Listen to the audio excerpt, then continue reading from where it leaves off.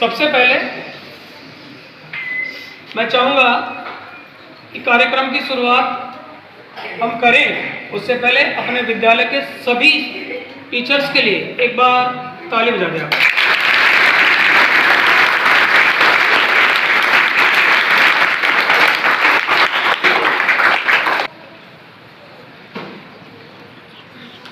शिक्षक दिवस आपको सामने जो तस्वीर दिख रही है, एक ऐसी महान शख्सियत जो हम सबके शिक्षक रहे हैं, जिनसे हम नहीं पढ़े लेकिन हमारे देश के बहुत महान व्यक्ति, बहुत लोग थे जिनको इन्होंने शिक्षा दी है। इनकी पढ़ाई से उनको इतना अच्छा ज्ञान प्राप्त हुआ कि उन सब शिष्यों ने, विद्यार्थियों ने इनसे रिक्वेस्ट की कि सर हम आपका जन्मदिन बड़ी धूमधाम से मनाना चाहते हैं। सर को अच्छा भी लगा, ये उस समय उनके सर थे शिक्षक, इनको अच्छा लगा, लेकिन इन्होंने उन सभी विद्यार्थियों से, अपने शिष्यों से सिर्फ एक बात कही कि आप मेरा जन्मदिन मना तो रहे, लेकिन मैं सिर्फ इतना कहना चाहूंगा कि आप इसको जन्मदिन ना मनाकर आप इसको शिक्षक दिवस के रूप में मनाओ, ताकि हमारे देश में जिन जिन लोगों को शिक्षा प्राप्त हुई है वो अपने गुरुओं को, अपने शिक्षकों को पूरे लाइफ टाइम याद कर सकें, उनका सम्मान कर सकें, उनका आदर कर सकें। और मैं चाहता हूं, इन्होंने कहा कि हमारे देश में शिक्षकों का सम्मान, आदर कभी खत्म ना हो, इसलिए हर साल शिक्षक दिवस इनके जन्मदिन के रूप में मनाया जाता है, ताकि हर व्यक्ति अपने गुरुओं के प्रति आदर और सम्मान की भावना रखे, ताकि उन गुरुओं का, उन टीचर्स का, उन शिक्षकों का महत्व कम ना हो, जिनकी वजह से हमारा परिवार जो है बहुत खुशियों से भर जाता है। आप देखना, किसी के परिवार में अगर बहुत सारी खुशियां हैं ना, उसका एक ही रीजन है एजुकेशन, शिक्षा। और वो शिक्षा कहां से मिली?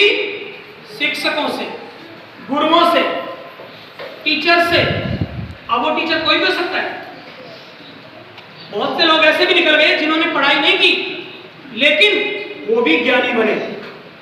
जिन लोगों ने स्कूलों में पढ़ाई नहीं की, आश्रमों में उन्होंने अध्ययन नहीं किया, लेकिन वो भी ज्ञानी बने, अर्थात उनको भी ज्ञान प्राप्त हुआ। किनसे? उनके भी कोई ना कोई गुरु थे। और गुरु का शाब्दिक अर्थ है आपकी आने वाली समस्या, आपके जीवन में आने वाली रुकावटें, कौन सी गंदगियां हैं, कौन कौन सी बुराइयां हैं जिनसे हम बच के रहें। उन बुराइयों का, उन कमियों का, उन समस्याओं का, उन तकलीफ का हमें पहले ही एहसास करवा दे, हमें उससे रूबरू करवा दे, सही और गलत की पहचान करवा दे।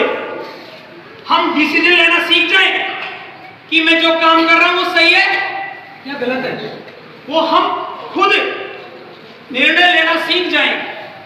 वो जो निर्णय लेने की जो ताकत आती है ना हमारे अंदर, वो हमें टीचर से मिलती है। अन्यथा जो लोग जिनके जीवन में कोई शिक्षक था ही नहीं, ऐसे लोग जिनके जीवन में कोई गुरु थे ही नहीं, वो काम तो करते हैं। जिनका गुरु नहीं है वो काम तो करेंगे, लेकिन काम को करते वक्त उनको ये नहीं पता रहता कि मेरे काम का परिणाम क्या होगा, मैं जो काम कर रहा हूं इसका फल मुझे अच्छा मिलेगा या उल्टा मेरा बुरा हो जाएगा। बस इतना सा फर्क है। जिसका कोई गुरु होता है, जो स्कूलों में पढ़ लेते हैं, जो शिक्षित होते हैं, वो यदि किसी काम को करते हैं तो उनको पूर्ण विश्वास होता है कि मेरा ये काम सही है और इसका मुझे बहुत अच्छा रिजल्ट मिलेगा। वो पहले कॉन्फिडेंस होता है उनको, किसकी वजह से? गुरुओं की वजह से, टीचर्स की वजह से, शिक्षकों की वजह से। शिक्षक, सर ने बताया, सेम बात सही थी। शिक्ष एक धातु है जिसको संस्कृत में धातु बोलते हैं, मतलब वर्ग। वर्ग का मतलब क्रिया, और शिक्ष का होता है शिक्षा लेना। और कै सिक्स के जो कै जुड़ा है ना, कैनिंग्स कर्ता, अर्थात शिक्षा देने वाला, कर्ता, शिक्षा देने का काम करने वाला। शिक्षक क्या देता है? शिक्षा। लेकिन उसको ग्रहण कौन करता है? शिष्य। डेफिनेशन सी की बता रहा हूं मैं, सह सलगम वाला सी। शिक्षक, शिक्षा दी उसने, ग्रहण किया किसने? शिष्य ने।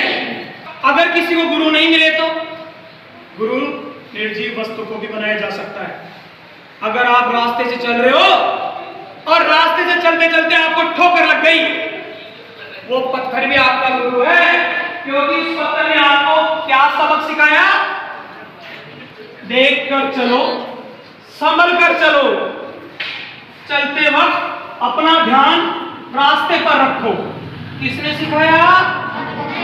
पत्थर ने। वो भी अपना गुरु है। गुरु कोई भी हो सकता है।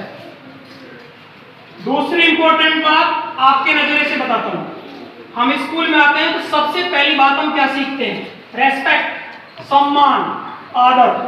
हमें हमसे उम्र में जो भी बड़े हैं, चाहे वो अपने स्कूल के स्टूडेंट ही हैं, अगर आपसे उम्र में बड़ा है तो आपको उनका भी सम्मान करना है। यही बात सिखाई जाती है स्कूल में। अगर कोई आपसे उम्र में बड़ा है और वो आपके स्कूल से बाहर का व्यक्ति है, लेकिन आप उसको जानते हैं, आपके गांव का है, आप उसके प्रति भी आदर भाव दिखाएं, उसका रेस्पेक्ट करें, उससे नमस्कार करें, प्रणाम करें, शरण स्पर्श करें। ये सब गुण कहां से आते हैं? स्कूल से, शिक्षा से, गुरुओं से।